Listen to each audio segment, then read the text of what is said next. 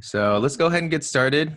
Good morning, everyone. For those that don't know me, my name is Justin Wong. I'm the president of AREAA Greater East Bay chapter. So good morning.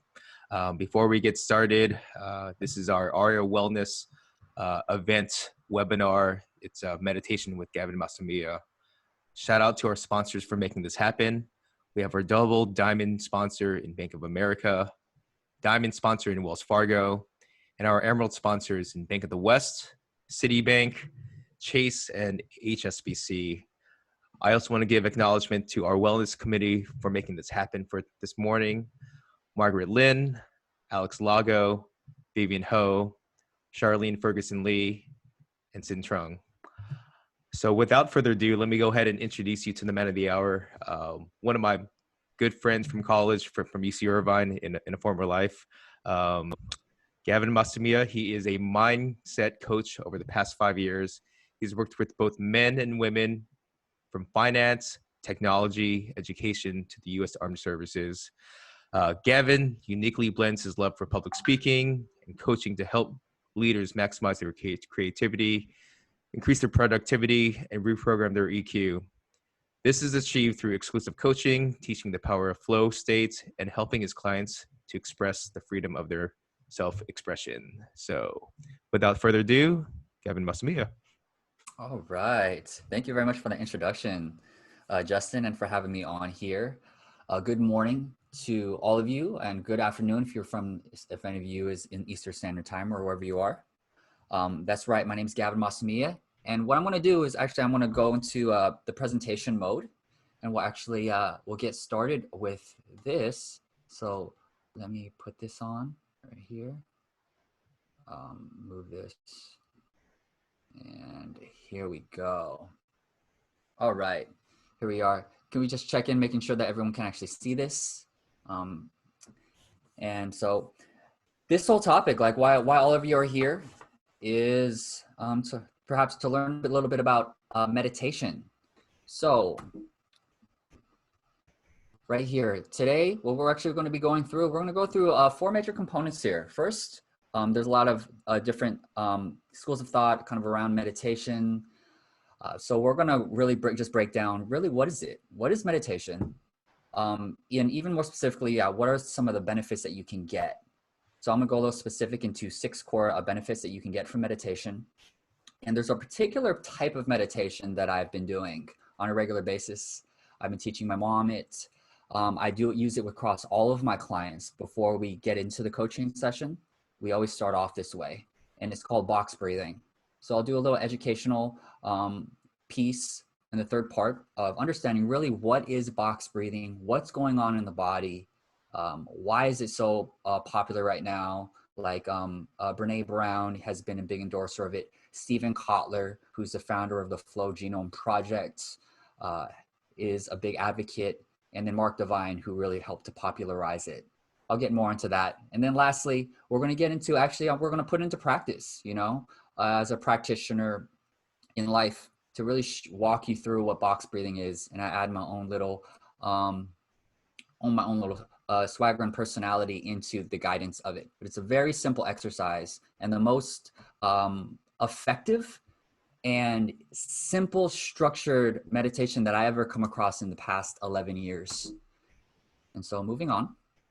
Before we go that, just wanted to introduce just a little more, like how I know Justin is through UC Irvine.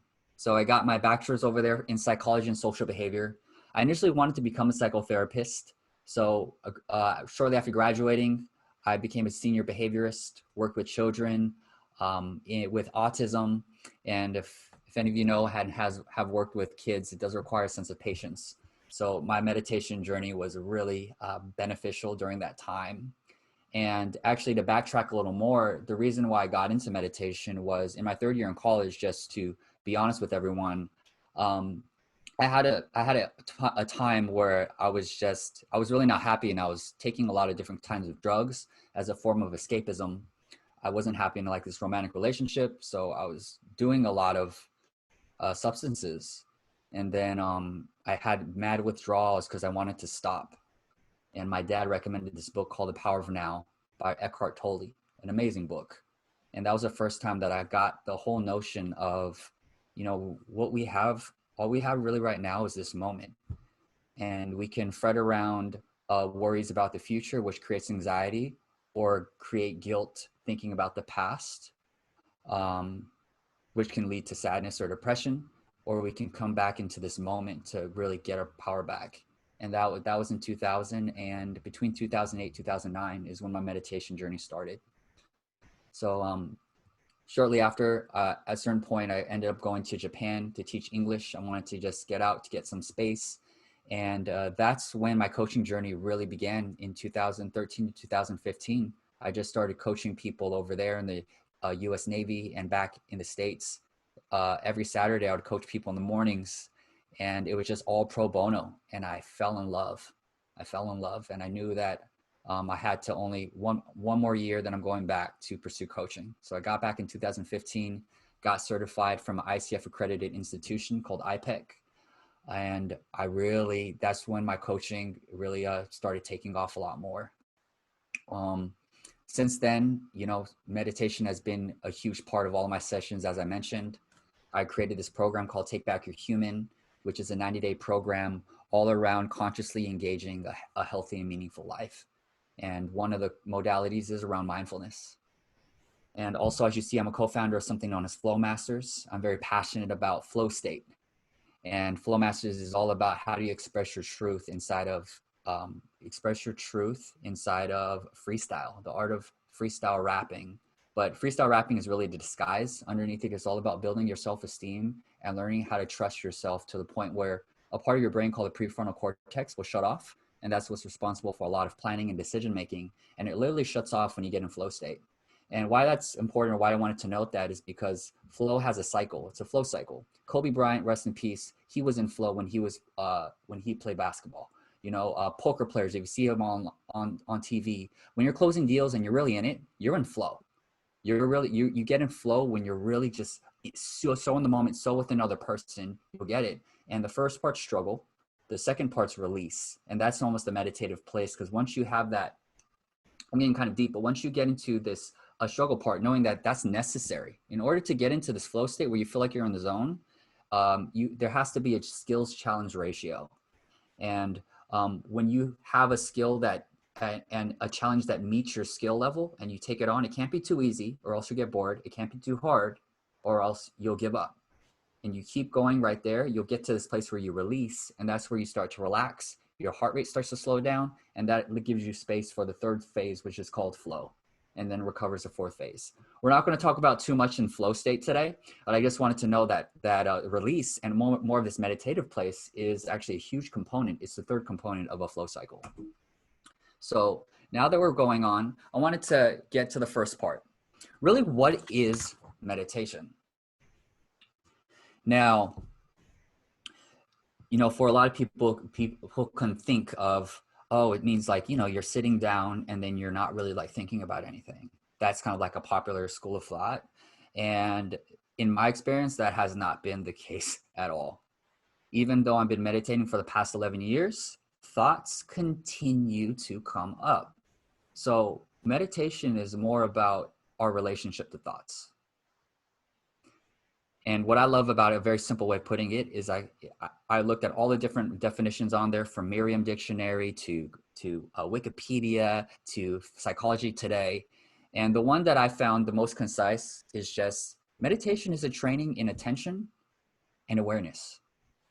And if you look at attention is a noun, it's notice taken of someone or something. It's the regarding of someone or something as interesting or important.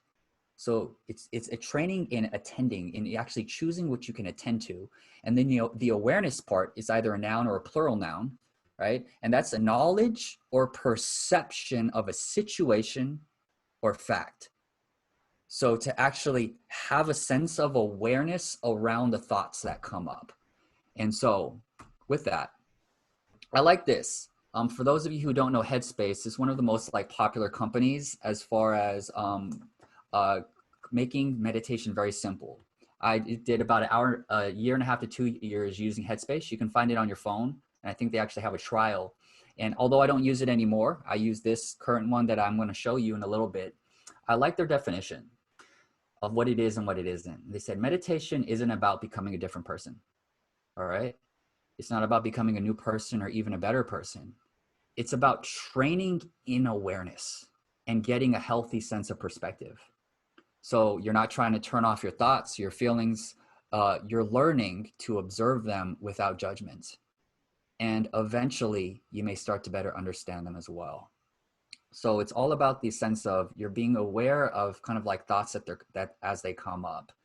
And Eckhart Tolle in the book that I read in 2008, how he likens it is because he was actually homeless for a little bit, and his breakthrough was he was sitting on a bench at a park, and then he was having all of these thoughts like, what am I going to do? Oh man, I don't know what's going to happen. How am I going to make this my life work? And he just noticed, he looked up at the sky and he just saw some clouds. And then he looked in front of him and he saw a man walking by with his dog.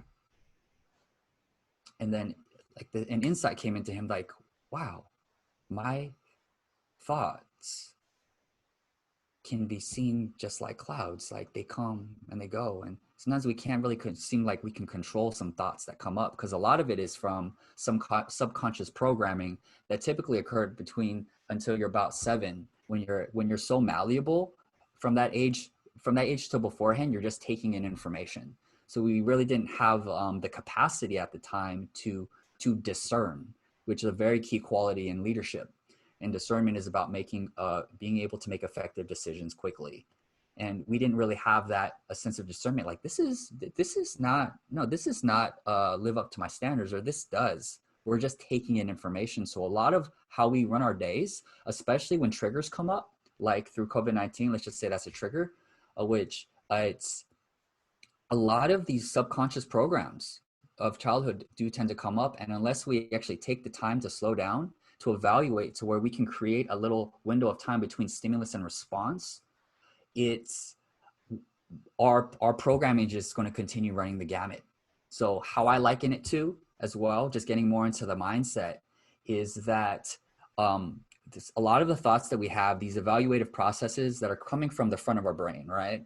It's about planning and decision making. Like, what would they think about me? What is this person? What if I fail? What if all these different things is usually it's just imprints from your past. And that's why meditation can be so important, because how often in our life or in your life do you take the time to actually slow down and embrace silence?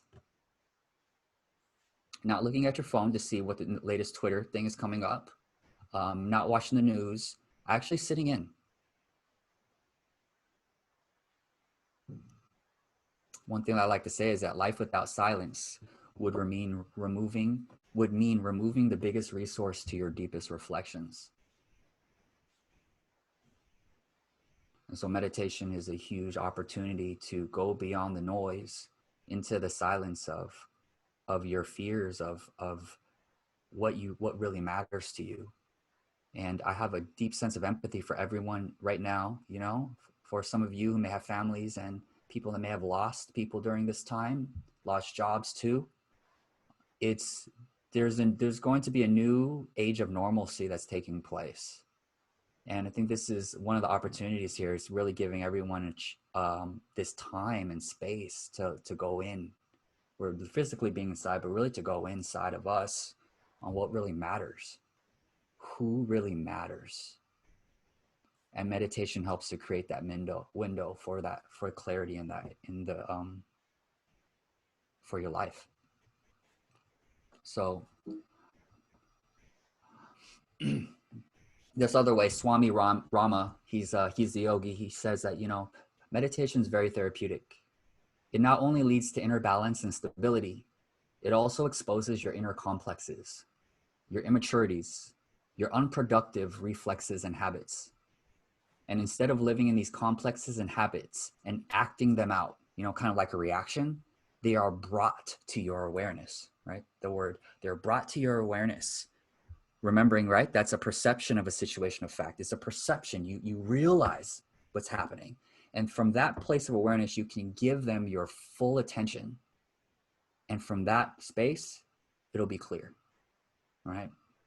And so even, across anything, modalities, any type of coaching or therapy, it's important that people become aware of the circumstance of where they are. In the 12th step, that's one of the first steps, having awareness that it is an issue, that they need help with it, And so meditation is a huge, huge self-awareness exercise. So with that, actually, there's something that came before right here. So I wanted to actually move a little bit into, okay, so now that we know a little bit about like, okay, meditation is about, a training in attention and awareness. It's not about your thoughts, about not thinking. It's actually about how we relate to the thoughts as they do come up, right? And so one of the benefits that you see, the first one, is that it increases, what it does is it increases mental clarity and focus. A huge and rare commodity these days, because we can distract ourselves. It's really hard to actually be bored now because we have our phones. So whenever we feel bored, we have that as a mediator, as a way to alleviate this sense of what we call boredom, which is a self-constructed human-made label. But why this is important, mental clarity and focus, I think that's like a no-brainer that, yeah, it's really important to be able to stay focused, is that it allows you to tame your stress reaction, right? So those who have meditated, research has conducted that there's a part of our brain called the amygdala. A lot of you might know that. And that's the area of the brain that responds to stress. That actually quiets down. It's not as activated when we develop a practice of meditation. And so when you come from stress too, that's where flight or flight comes up. Fight or flight. We're not thinking very rationally. We don't make the best decisions when we're coming from a fight or flight. It can help in certain situations when it's really extreme and you see somebody, you need to help them and you're not thinking rationally, you're trying to lift that car up. But in most situations in our day-to-day life, it creates a lot of what we call catabolic energy. And so it's not good for your cells, for one, and it's very draining when your cortisol is released, which is the stress hormone right there. And so it kind of slows down and we can think more rationally from that space, and having to learn to actually like cope and to cope with the different thoughts that actually come up and return back to your breath, which is a part of the meditation. It enhances your focus because you're not just reaching out to the lowest hanging fruit of Instagram, Twitter, or looking at the news or the latest tabloids. You're training your awareness and your attention. Now, the second one, it says it strengthens your immune system and it releases toxins. I'm not a doctor by any means. And in what I've read is that, a lot of stress can predispose us to a lot of things. Like, for instance, when I was in 6th grade, my auntie died of pancreatic cancer. Rest in peace, Auntie Patty. And then literally a year and a half later, my grandma, who was taking care of her, got predisposed. She ended up getting pancreatic cancer within a year and a half, and just died really fast. And is there a correlation? I'm not really sure. I just found that was interesting, how there was no symptoms of my grandma getting it. And then the stress that she incurred afterwards, she just ended up getting pancreatic cancer and died. I'm like, what was that? So, just stress can put a lot. How we relate to stress is really important. And stress also can be very taxing for our immune system. And so when we learn to actually find ways to slow down our heart rate, we get more into this parasympathetic nervous system, which is where we actually really start to relax more. And that's kind of like the release phase of the flow cycle, is just learning how to relax. It deactivates the amygdala, the spear response right there, and we can start to think more rationally. And from that space, you see how they all kind of like tie into each other. How it improves your emotional intelligence, right? When we can learn to just not be so attached to our thoughts, but almost see them like a cloud passing by. Like, for instance, when I was in college, when I was in that place of drugs, like I had suicidal thoughts. Like, you might as well just be dead, because what are you doing? What are you doing with your life? You stopped working out, all these different things. You don't even know what you want to do with your life. You're better off dead. And now I look back and I'm like, actually, I could laugh at that, because I'm like, oh, I had a thought. I just had a thought that I wanted to kill myself in college. That doesn't make me a bad person.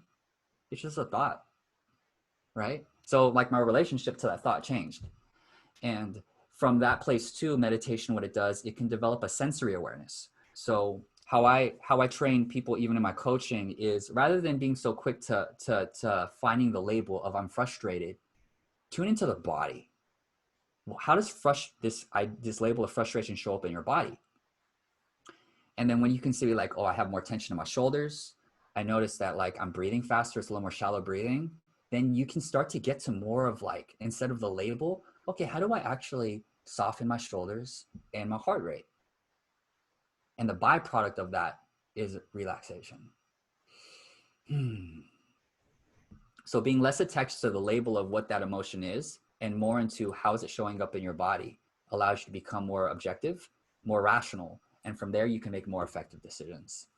It also improves your quality of sleep as well, because it helps to boost the naturally occurring sleep compound called melatonin. And the more sleep that you have, the more energy that you have.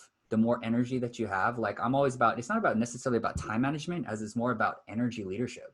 It's like, what energy are you bringing? Are you optimizing your life in a way where you have the energy and the wherewithal to handle those situations when you're talking to somebody and giving them a tour of a place, of a property, you know? And so this is our real estate right here. This is the real estate that we're talking about, is how do we actually change the relationships of our thoughts and the way that we relate to COVID-19, and how we can actually use this as a huge opportunity that when we get out, we're going to be so much more creative in how we're going to navigate virtually, how we're going to relate to potential prospects and stuff like that as we're nurturing relationships right now through virtual experiences, sending video messages, whatever it is. We're really thinking outside of the box.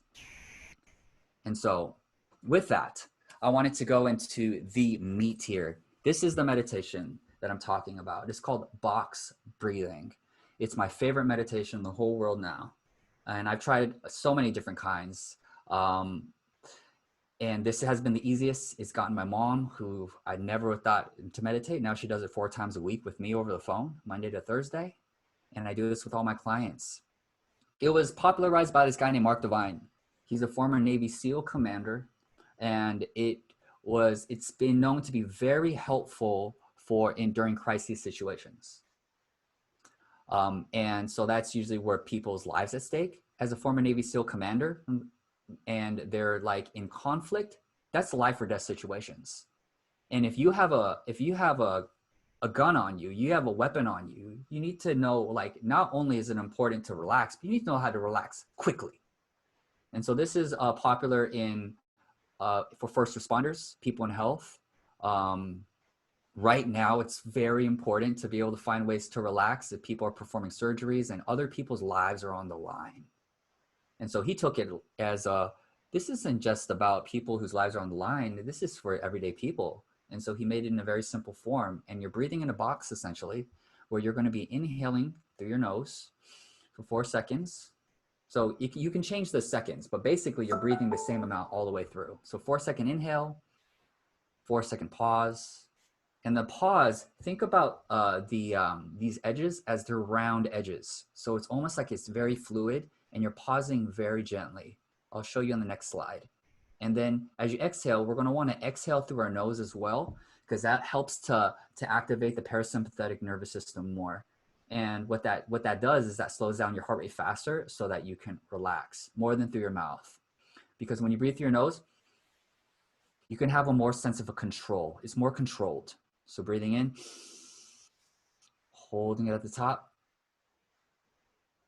and then exhaling through the nose. And then we hold it at the bottom for 4 seconds.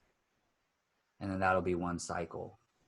And so right here are just some handy tips before we get into the meditation. First one is called put the belly to work. And basically that's breathing from our stomach. They call it diaphragmatic breathing. This helps to lower your heart rate faster, and it can stabilize your blood pressure as well from a more scientific perspective. And you're just breathing from a deeper place. You notice too, like if any of you like does a lot of speaking for any reason, it puts less stress on your vocal cords as well when you start to breathe naturally from your stomach instead of breathing kind of more shallow from your chest. And so even like Tony Robbins, if anybody listens to his stuff, he wasn't really trained on how to breathe when he was speaking. So he put a lot of stress. That's why his voice kind of sounds like this now after all these times. And eventually he got a coach, Roger Love, to help him to learn how to actually breathe from your stomach and speak powerfully with less effort. So put the belly to work. So that means that as we're inhaling, we're going to expand our stomach like a balloon's in our stomach as we're inhaling. So it's like stomach expanding. And then as we exhale through our nose, we're going to push our stomach back in very slowly. Like that. You can even have your hands on your stomach when you're doing it. In, stomach out, the balloon's expanding. And then exhale through the nose. Stomach's going back in. That helps to oxygenate the body more. So the next one, I mentioned it, is in and out the nose. Oh, I miss in and out. I guess you can still get through drive-through though, right? But in and out the nose. So that promotes deeper relaxation. Like I said, it counters the stress response of the sympathetic nervous system. So when you breathe through your nose, it's more controlled motion. There are meditations that you still breathe out your mouth. However, I'm just teaching you formally. This is how Mark Divine teaches it. And this is the most efficient way as well to relax yourself as quickly as possible, especially for those who are new into meditation. I know it's like starting from 10 minutes or 15 minutes may be pretty long. And so I want to be very just mindful of that. And that's why like breathing from your nose is a way to relax yourself, even if you're going to take like 1 to 3 minutes to just tap into it. I do this when I'm waiting in line at a grocery store. Although I'm going groceries a lot less now. I'm getting ordered, but you can do this at any time. Next one is the gentle pauses. Remembering the box, we want the round edges. And it's kind of important that we want, so that it's not abrupt, we want this to be kind of a relaxing experience too. So maintaining an open, expansive feeling as you pause between breaths. What does that mean, right? So it's like as you're holding it, it's almost like coming from a place where you're becoming this very still. You're being still. You're not like pushing out your stomach and feeling that big tension there. It's gentle. It's very gentle. And then as you exhale, and then holding at the bottom. It's very gentle. It's kind of like you're like being feathered. Very just gentle, and it becomes this very fluid motion. And the last one is ultimately you're going to have a lot of thoughts. Right? Joe Dispenza, he's very at the leading edge when it comes to brain science, says we have between 60 to 70,000 thoughts a day. I've heard a neuroscientist say anything from 40,000 to 100,000 thoughts a day. And so that means that we're going to go through the meditation. We're going to do a short one, but as we go through it, you're going to notice that thoughts are going to come up. And cool. They're going to come up. So as it comes up, just don't try to be like, oh, I can't think about it. Okay? So come from a place of, oh, I see you, or like I acknowledge, here's a thought, right? I'm noticing there's a thought. And from that, right, step one, notice it, and then come back to the breath or come back to the pause. And that's just going to be a cycle. Throughout it, you might continue to have thoughts. Fine. Remember that the purpose is not to not have thoughts. One of the goals here, for at least for me when I'm sharing this with you, is to begin to start to change the relationship that we're having with our thoughts. And so that's the part. Just acknowledge the thought whenever it comes up, and then coming back to the breath, bringing it inside of that box. Okay. So with that, we're going to get into a box breathing exercise right now. So from this space, you can either be sitting in a chair or you can sit cross-legged. So just take a second to find a comfortable place, and I'm gonna walk you through all of this. So don't worry, okay? So I'm gonna support you through this whole process. So I'd like for you to just sit up. If you're sitting in your chair, just have your feet gently, feel your feet connected to the floor. And then just feel your bottom connected to the surface. With your hands on your lap, palms facing up. That helps to straighten out your back to promote more oxygen flow and keeps us more alert through this experience. Have your neck just gently resting on top of your shoulders and your eyes gently closed. Just sit there for a second. And any tension that you might feel in your face, if there's any tension in your forehead or something, see if you can just kind of like soften it. And it'll continue to soften the more we breathe. We're about to start with this box breathing. And we're going to do 15 box breaths together. And I'm going to count. So don't worry, I'll lead this whole thing. So let's take a nice soft breath in through our nose. 1, 2, 3, 4. Holding it gently at the top. And any tension, release it out your nose. 2, 3, 4. Good. Hold it softly. Inhale. We're expanding our stomach as we hold it slightly. And a relaxing exhale out through the nose. Holding it. Now start to smile just a little bit. As we inhale. Holding it. And soft exhale through the nose. Pushing the stomach in very gently. As we hold it at the bottom. Acknowledge any thoughts as they come up. And going back to the inhale. Holding it. Smiling a little more. And exhale. Nice and controlled and soft, gentle as we hold it at the bottom.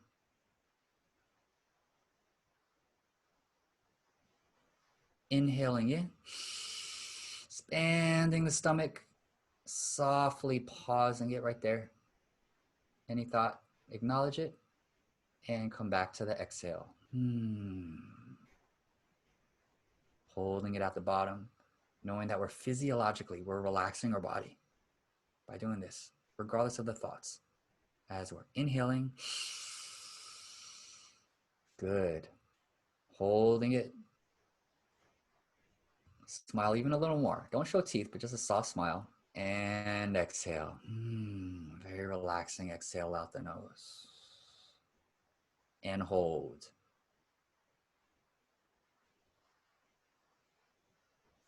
Deep breath in. Holding it at the top. The stomach is just gently out. And exhale. The stomach goes back in. As we hold it. And allow the thoughts to come up. You're fine. All right, we're going to have 5 more breaths together. Take an even deeper breath in. Smile as you're taking that breath in. Hold it. And any tension, let it out the nose. You can even make that noise if you'd like. And hold it. We have 4 more breaths together. Take a deep breath in through the nose. Holding it at the top. Extending the smile a little more. Making sure your back is straight. Shoulders rolled back as you exhale. Holding it. Deep, soft breath in. Expanding the stomach again. Holding it. Very gentle hold. And releasing it. Very relaxed fashion. Nice. And hold. We have 2 breaths left. Take an even deeper breath in through the stomach. Let the diaphragm protrude out as we hold it. Smile. And let out a refreshing sigh through the nose. Hold. Now smile a little more. This is the final breath. Take the deepest breath you've taken in all morning. All in. Oxygenating our body as we hold it gently at the top. Smile. Back straight. Bring that alertness into this relaxation. And release. Slightly, gently holding it at the bottom. Now collect your breath in through your nose and a rejuvenating just breath out. And let's just do one more. Breathing in through the nose, expanding the stomach, and a nice refreshing sigh out. Just start to just move the sense of relaxation into your toes. Start to just wiggling your toes around, moving your ankles and your heels, just softly and gently. And imagining that it's pairing up in perfect sync with your breath. Like a slow moving molasses ocean. It's just moving through your toes. And then it's just slowly starting to move up your legs into your stomach. This beautiful part of our body that digests food. It actually requires a lot of energy to digest. That's why it's not to eat so much before we sleep, because it's working. Just appreciating this automatic process that we don't even have to think about, and yet it absorbs our nutrients and it releases the excess that we don't need. Just sending a sense of appreciation as we're breathing, appreciation into this area, and it slowly moves into our heart, the metronome of our life that beats around 100,000 times a day, and we don't even have to think about it. Yet if it were to stop beating, we wouldn't be here. So just breathe in a sense of appreciation for this precious organ that never takes a vacation, that even when we're sleeping, it's going. And it's just one of those automatic processes that keeps us alive. And this energy is now softening our shoulders as it moves down our arms into our fingers. Just allow this slow molasses ocean start to move through your fingers, helping to circulate the blood through your body. That's the pump from your heart. As you're just continuing to breathe deeply from your stomach, in and out of your nose. And this energy is now moving back up into your shoulders, where we can hold a lot of tension. And slowly, just as you're breathing, just sync it up by rolling your shoulders slowly back. We can't pay for massages now. We can't go out. So this is like a nice little gentle massage that we get to give to our shoulders. Helps to ease any of the tense sensations there and allow it to pair it up with our breath. Good. Now slowly start to roll it forward as you're breathing. And even bring a little smile to your face. Continue to have that. That actually releases chemicals that we associate with happiness. In fact, some schools in India actually teach, have these happy schools where they just laugh. They contrive laughter and smiling. And it actually changes your mood, because we have things that we associate to happiness, and usually it's smiling. And so it's a way of tricking our mind to release those chemicals. So now let's breathe in slowly through our nose. As we lift our shoulders up, holding it at the top, feel that tension and just acknowledge that tension and thank it. Thank that tension there and release. Dropping the shoulders as you're releasing your breath. And let's do it one more time. Lift your shoulders up as you're breathing in. Smile. Hold it gently at the top. Appreciate that tension. Tension creates room for growth. Love that tension. And release it as you're breathing out. Now you can slowly just make your way to the left side of your neck. As you're breathing, feel that sensation right there. It's kind of like a little pinch, and allow yourself to be there. As you're breathing. And just notice how as you breathe into that tension, it slowly starts to dissipate. Even if it's just a little. What a metaphor for life. You go to one more to the right side, get to that edge, feel that pinch and breathe into that. Welcome that pinch right there, that tension. That helps you grow. The situation that we're in is helping us to grow. Go one more to the other side. As you're breathing. And then just recenter yourself. Right? Back straight. And then slowly just start to wiggle your body around. Get back into your body.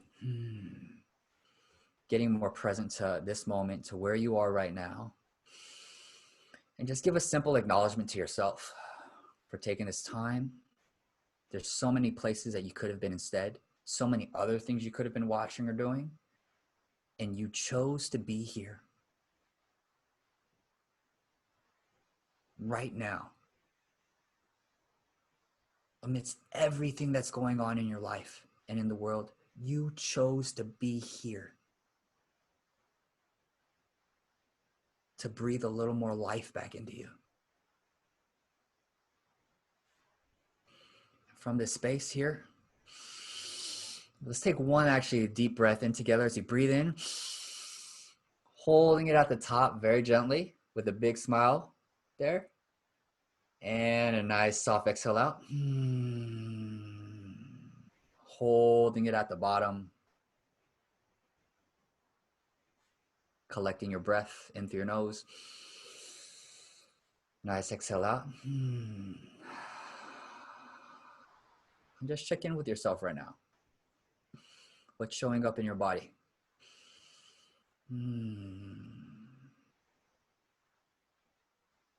What are you even feeling? What feeling is coming up? You might notice a little more relaxation, a little more calmness, maybe some thoughts still. Fine, it's good. Wherever it is, just know that it's perfect, because you just are slowly conditioning yourself. And repetition is the language of the brain. So just thank yourself for taking this conscious breath, this conscious moment, and from this space with a little more grace, at your own pace, you can slowly, and with a bit more calmness and awareness, open up your eyes.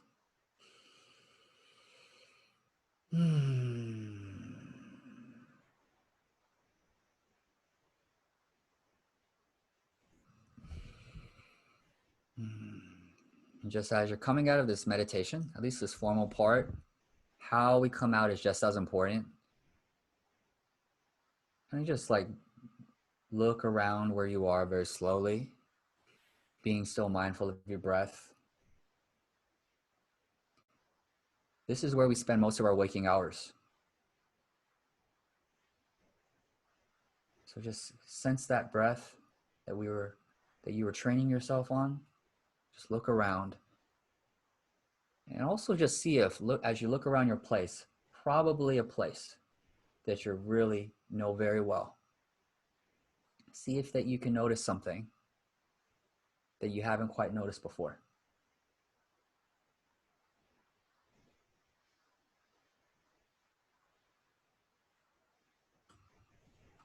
For instance, I'm seeing this cup and I never fully looked at it and saw that they have like these little small like yellow buds like right here.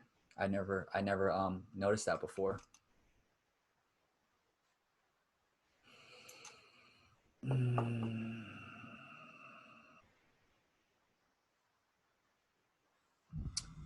welcome back, everyone.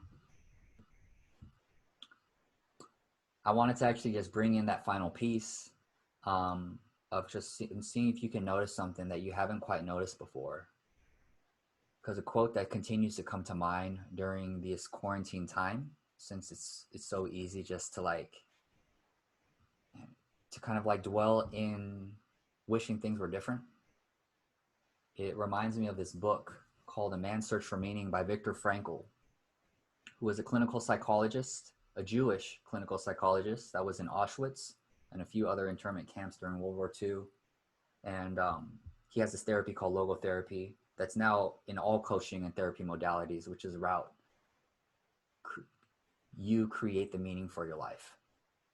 You create what situations mean to you. And that this situation here can be seen as this should never have happened. This is destroying everything. And it can also be seen as something else, as it's the beginning of something new that I don't know what it looks like yet, but I know that I'm strong enough to create something beautiful out of this, even if it doesn't always feel that way. And so I want you to know that you're resourceful.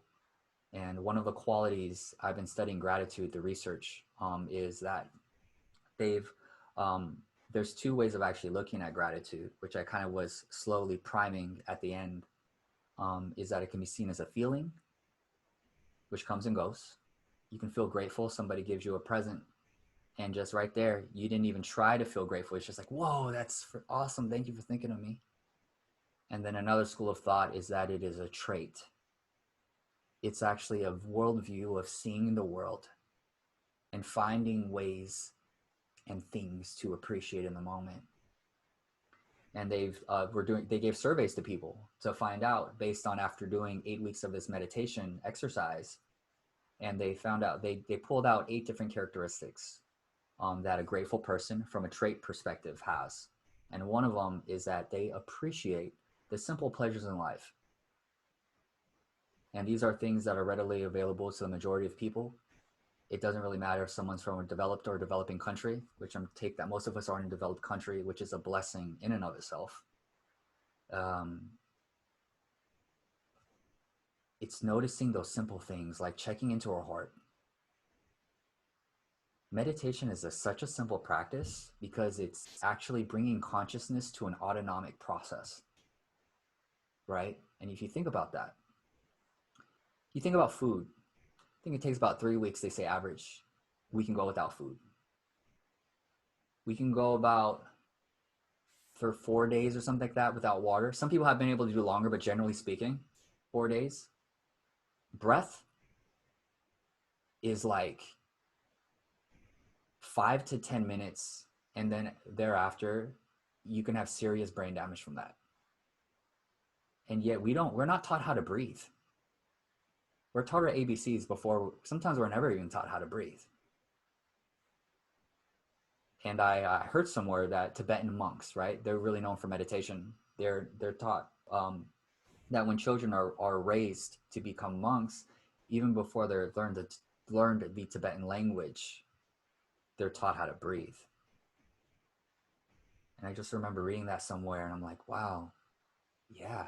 I mean, the power of breath is something that's so simple, yet actually just taking the time for even 3 box breaths in your day, when you notice yourself getting riled up, or even when you think things are going good, to reinforce that through the breath.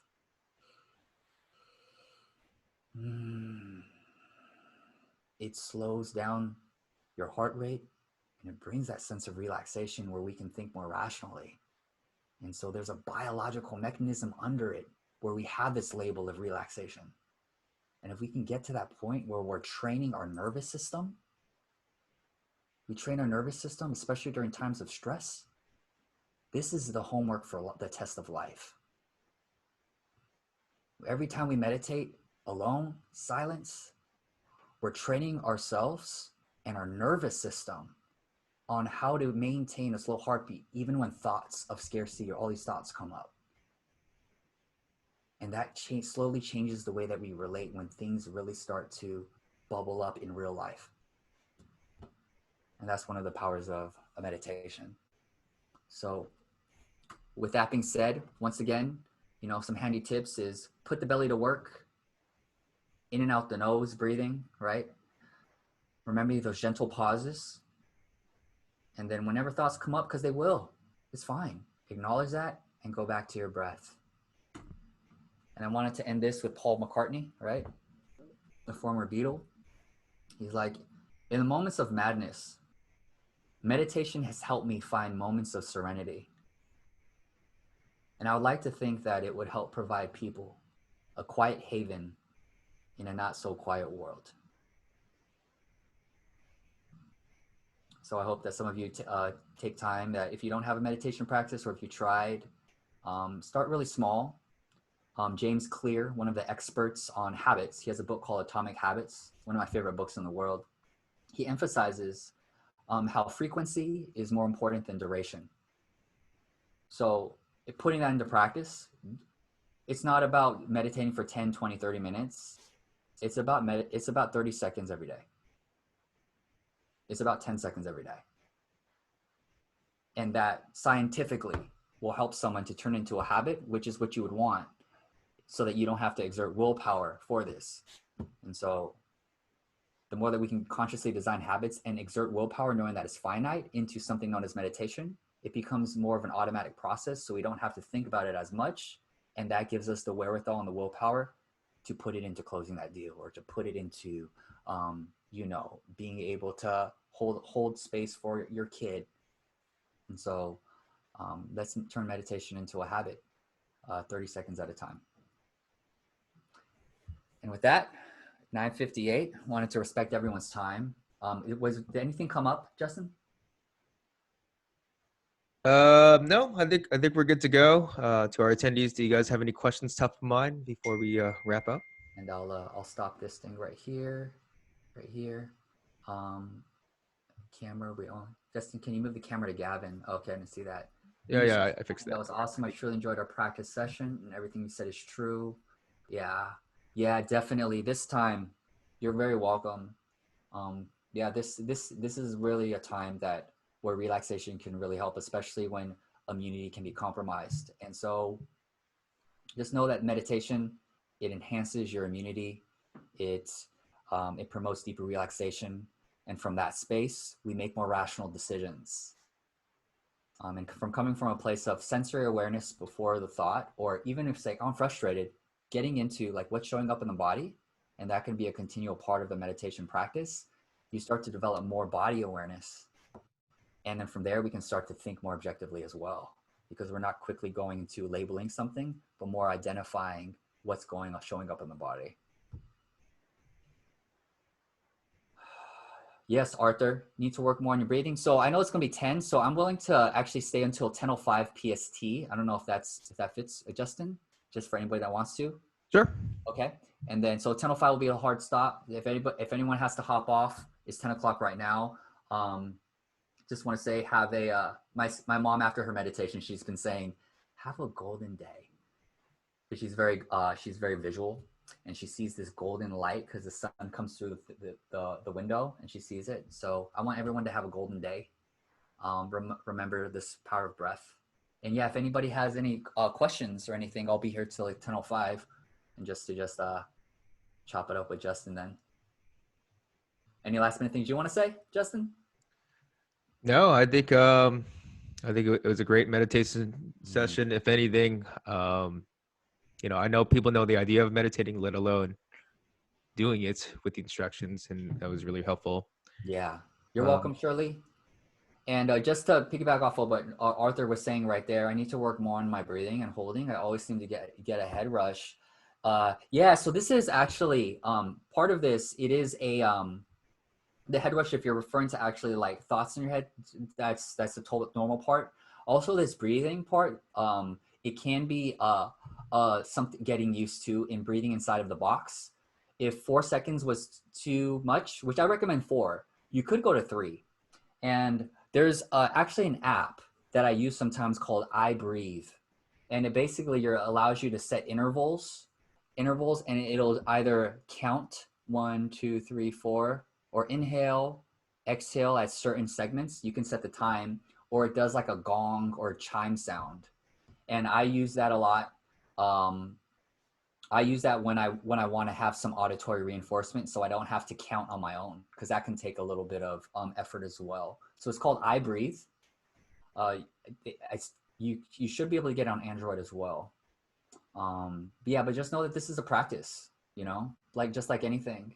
And incremental is not always the sexiest thing to say. However, it is the successful way to go about things is building increments. So if any what time there's a slippage, you're not slipping all the way down because you already built one brick at a time.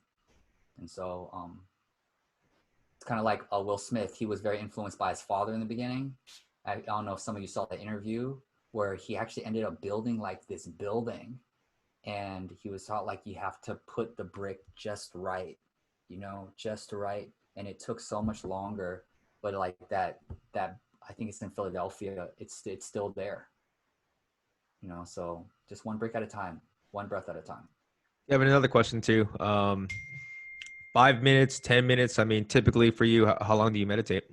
Depends. Sometimes I have 1 minute sessions, right? When I'm walking, my sweet spot's 12 minutes. My sweet spot's 12 minutes, and I use I breathe for that. And I do 7 seconds. So I built myself up to where I do 7 seconds. Because then you have to learn to, and the reason why that too, and I don't recommend this is just like an aspiration. The reason with that is that your fight or flight can actually come up when you're breathing and you almost feel like, oh, I can't breathe anymore. And it's just 7 seconds. You're going to be okay. But like having to learn to actually, how do I relax my thoughts and process when I'm feeling like I'm suffocating? And so it's like contriving this sense of this perception of suffocation in a way. But to learn like how do you, because it's a very big metaphor for life. How do you relax in tense situations? So it's a way of contriving it. And I've learned that through Stephen Kotler, who's a leading expert when it comes to studying the power of flow state. So I say start, if you never meditated before, literally start. I'm telling you, like set a cap, do it for a minute, and you can't meditate for more than that. Meditate for every day, and it's a cap. You can't meditate more than a minute. You have to stop at a minute. And then raise it up by 1 minute each week until you get to a sweet spot at like 7 minutes, and then stay there for like a month. And then move up like, through a minute or 2 minutes a month. Like start really small. All right. Any other questions, guys? Gavin, any final thoughts? We're right around the 10:05 mark. No, that's pretty much it. If you're interested just in knowing more about like kind of what I do, what Flow Masters and all that's about, you can find it on my website. It's gavinmasumiya.com. I don't know if there's going to be a way that you're going to put that up.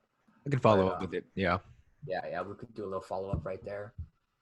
And yeah, just like what my mom said, just have a golden day. And also another one more thing that I will say is I have once again a tremendous amount of empathy for whatever you are all going through, and triggers. How we're getting triggers, our emotional triggers when our buttons get pushed. Just a great reminder is that it's a well-oiled engine. So whatever you might be experiencing here, like if there's a lot of anxiety, even just knowing that anxiety, there are triggers for our anxiety, that even though this is a much severe situation, that our mechanisms for what stimuli gets us triggered has already been there.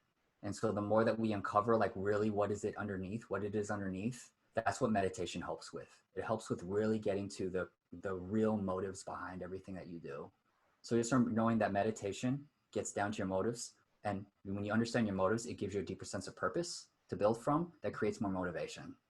And so meditation is life. Meditation is life. So I invite everyone to take it on for 30 seconds a day. If you don't have a practice yet. And thank you. Awesome. Gavin, thank you so much for your time. To all our attendees, thank you for your time as well to be present. Stay tuned for more events, whether it's on Zoom or Facebook Live, or maybe we'll get back together sooner than later. So have a good day, humans. Take care.